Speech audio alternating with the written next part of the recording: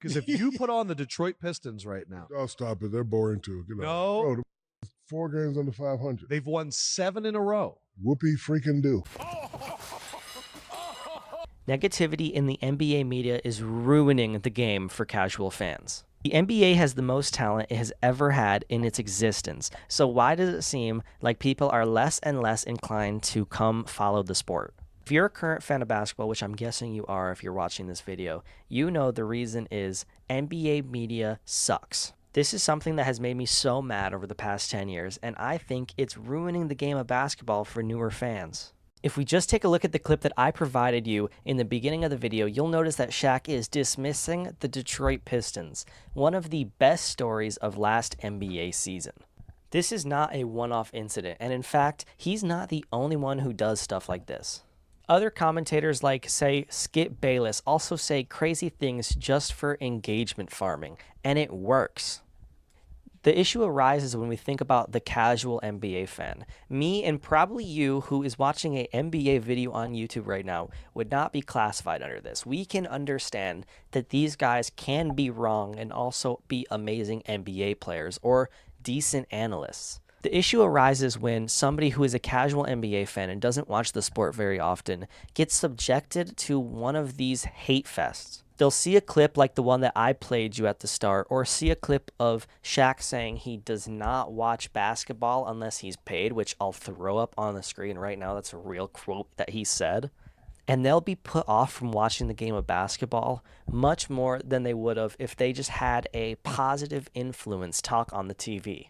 If you're watching this video, you must also watch other sports creators like King of the Fourth Quarter and Rusty Buckets. I was inspired to make this YouTube channel because I became increasingly wary of people just spreading hate for no reason on these platforms. The NBA is so hateful that it just spreads over to NBA social media like Twitter, like NBA TikTok, like YouTube. And it all culminates into a very, very hateful space that is not easy to get into. These quote-unquote analysts will go on their platform and say something crazy. Say, "Hey, LeBron, Ben Simmons is here. We're all good." And people on social media will just agree with this. They'll just add dumb conversation to the mix. This video isn't going to just be me complaining. I'm going to give some fixes that I think are possible, and I'm going to also give some other critiques to the NBA that I think if we fixed all of this stuff, it would be such a good product, and I think that it'd be so easy to access. Starting off with the bread and butter of this video, I think that we just need to be less and less hateful to players and teams than we are right now. Over the past few years, it seems like it's more and more common to just hate players. It seems like everyone nowadays just hates Shai Gilgeous-Alexander, just hates Joel Embiid for no reason. And I implore everyone watching this video to start watching basketball with an attitude that you like every single player, that you like every single team. That's not the team that your team is currently going against.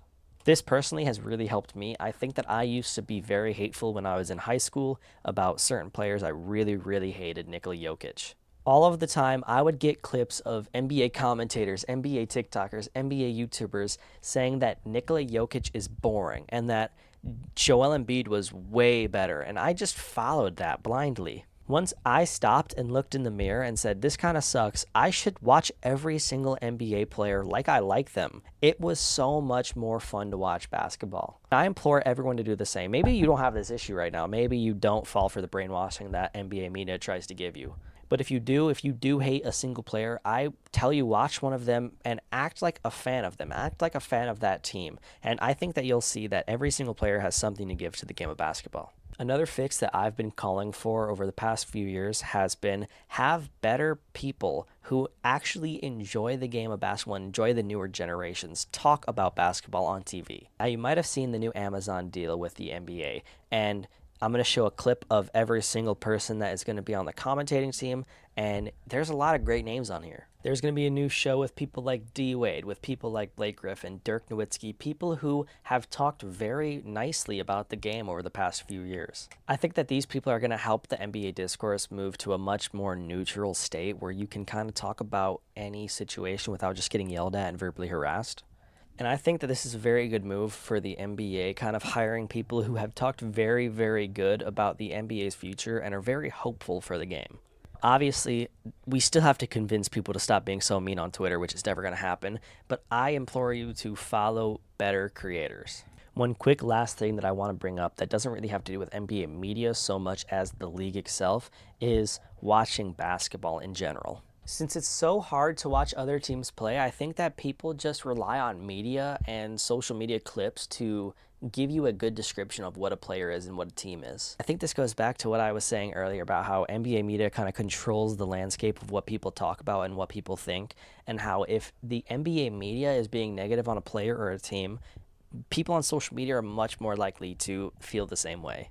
Unless you actively seek out watching the NBA, you probably won't watch every single team. So you can't fact check other people's opinions, and I implore you to try to watch one game of every single team this season. If you have the chance, watch at least one game of every single team.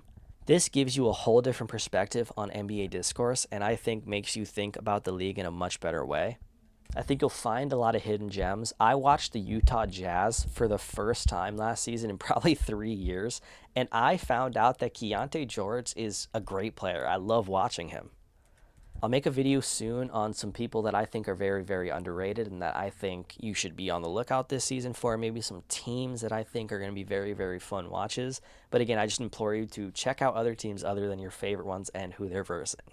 I hope you guys enjoyed this video. It kind of came out as a rant more than I was expecting, but I still like how it turned out. I got a new microphone. I hope the quality is a lot better than my last video, and I want to thank you for showing a lot of support. I got a lot more views than I was expecting. I know it doesn't seem like a lot. It's like 300, but it's a lot to me. It's like my second video. So hopefully I can keep making every single video better. I'm thinking about adding myself to the videos. Let me know in the comments if you've made it this far, if you think I should do that, if I should add a camera. My camera quality is a little bad, so I'd have to buy one. Yeah, thank you for watching this video. If you have any questions or ideas, throw them down in the comments. I hope I changed your view on the NBA at least a little bit and that you won't be so hateful. If I didn't, comment that down below as well. Comment that I suck. And yeah.